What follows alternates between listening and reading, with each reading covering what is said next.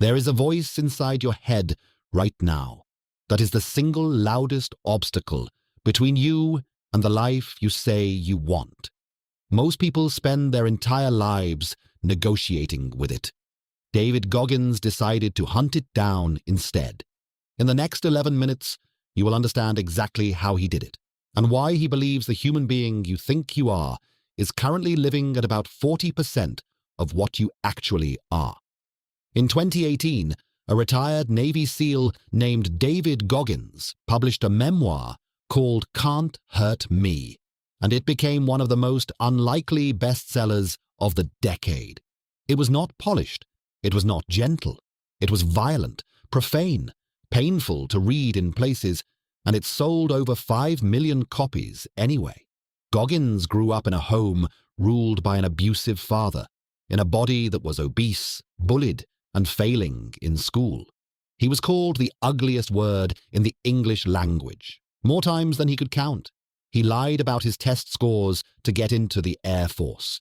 He failed out of his first attempt at military special forces, and as an adult weighing nearly 300 pounds, he saw a documentary about Navy SEAL training one evening and decided, in the space of a single night, to completely remake himself. He went on to become the only human being in history to complete SEAL training, Army Ranger School, and Air Force Tactical Air Controller training. He ran 100-mile ultramarathons on broken feet. But the lessons he wants you to take from it have almost nothing to do with the military. They are about a very specific way of living with your own mind. The first idea is the one most people never even attempt, because it is genuinely painful. Goggins calls it the accountability mirror. When he was 24 years old, working the night shift, spraying for cockroaches in restaurant kitchens, weighing 297 pounds, he stood in front of his bathroom mirror and for the first time in his life told himself the truth out loud. He was not a victim. He was a coward. He had been lying to himself about his weight, his education, and his future for years. Then he took a stack of post-it notes and wrote down everything he was avoiding, every excuse, every goal, every pound he needed to lose, and stuck them to the glass. Most of us confuse positive thinking with honesty. They are not the same thing. You cannot change what you will not name. Goggins' claim is that every real transformation begins not with affirmations, but with a long and uncomfortable look at the actual human being standing in front of you. Tonight, before you go to sleep, stand in front of a mirror and write down, in your own handwriting, one thing about your life you have been pretending is fine. Stick it to the glass. That single note, visible every morning, is where the real work quietly begins. The second idea is the one that separates Goggins from every other motivational voice of the last 20 years. It is also the one you will resist the most. He calls it callusing the mind. The logic is brutally simple. A body that is never worked produces soft hands. A mind that is never pushed beyond comfort produces a soft life. And the only way to harden either one is through deliberate, chosen exposure to things you would rather avoid. So Goggins began to seek discomfort the way most people seek pleasure. If it was raining, he ran. If he was tired, he added miles. If he was afraid of something, that became the signal to move towards it, not away from it. He is not arguing that pain is virtuous in itself. He is arguing that comfort, repeated daily, is quietly corrosive. The version of you that is paralyzed tomorrow is being trained today. Every time you choose the elevator over the stairs, the silence over the difficult conversation, the familiar over the unknown. Pick one thing this week that you have been avoiding purely because it is uncomfortable. Do it once, then do it again the next day. That is how a callus is built.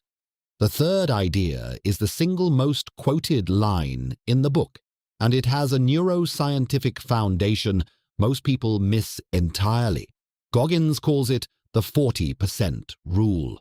When your mind tells you that you are done, that you cannot run another mile, cannot hold the plank another second, cannot stand another minute of a difficult meeting. You are, roughly, at about 40% of what your body and brain can actually do. The remaining 60% is a reserve your nervous system guards very carefully, because evolution designed you to survive, not to find out who you are. Goggins learnt this during Navy SEAL Hell Week, when his legs had stopped functioning, his lungs were filled with fluid, and he finished the week anyway. His conclusion was not that he was exceptional. It was that every human being is carrying a 60% reserve they almost never touch. The discipline, he says, is learning to recognize the precise moment the voice tells you to stop, and treating that moment not as the end but as a door you have been trained to walk past. This week, choose one task, a workout, a focus session, a hard conversation. And when you feel finished, stay inside it for just 10% more. Not a dramatic doubling. 10%. That is where your real ceiling begins to move. The fourth idea is the one that keeps the other three alive when the going turns ugly. Goggins calls it the cookie jar. In the hardest moments of his life, collapsing at mile 70 of a 100-mile race he had no business running, he reached, mentally, into a jar of memories. Not trophies, not highlight reels. Specific moments where he had been broken and had chosen to continue anyway. The kid with no friends who still walked into school. The failed SEAL candidate who went back a second and then a third time. Each one was a cookie. And when his body was screaming at him to stop, he would pull a cookie out of the jar and use it as evidence. Evidence that he had survived worse before. Evidence that he was not, in fact, the person his current exhaustion was telling him he was. Most people forget their own victories within weeks of winning them. That is the silent cost of an unexamined life. Tonight, sit down and write out 10 moments from your own past where you did something you were afraid to do, or survived something you thought would break you. That is your jar. You open it the next time your voice tells you that you cannot. So here is the system in full. The accountability mirror tells you that change begins with an honest conversation with yourself, not a motivational one. Callusing the Mind tells you that comfort, practiced daily, is the slow architecture of a small life, and that the antidote is voluntary discomfort. The 40% rule tells you that the voice telling you to quit is almost never telling you the truth about your actual limits. And the cookie jar reminds you that you have already done harder things than the one currently breaking you, and that the evidence is available the moment you choose to reach for it. None of this requires talent. None of it requires a SEAL trident. It requires a single decision to stop negotiating with the softest version of yourself. As Goggins writes in the opening pages of the book, do not stop when you are tired. Stop when you are done. If this resonated with you, the full book is absolutely worth your time. And I have put the link to Can't Hurt Me on Audible in the description below.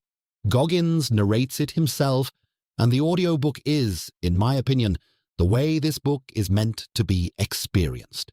If you have never tried Audible, your first month is completely free through my link. And if you want the 2-page PDF summary of everything in this video, the 4 ideas laid out with the exact action steps you can actually use this week, the link to my free newsletter is also in the description. Every week I send out a new summary, same format, completely free. If this was useful, subscribe. There are 9 more books on this list that I think are just as important as this one. See you in the next one.